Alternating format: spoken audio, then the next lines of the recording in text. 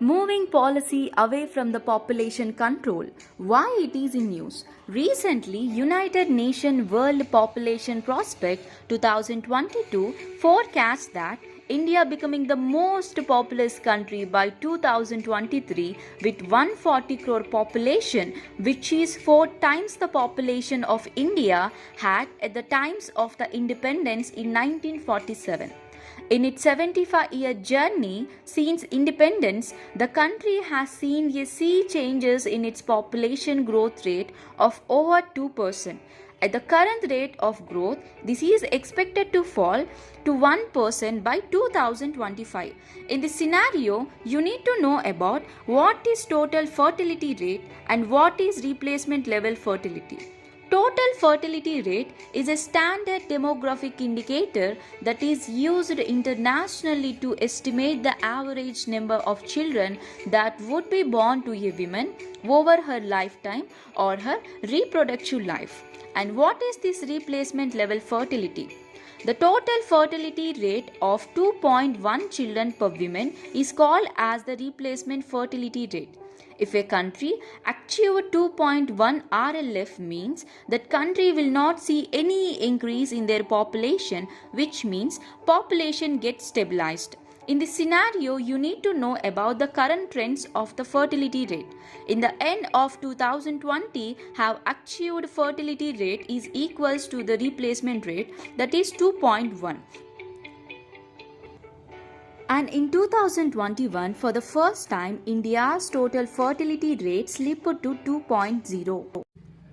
And furthermore, there are the states which have the total fertility rate above the replacement level, namely Bihar, Meghalaya, Uttar Pradesh, Jharkhand and Manipur for 2.17.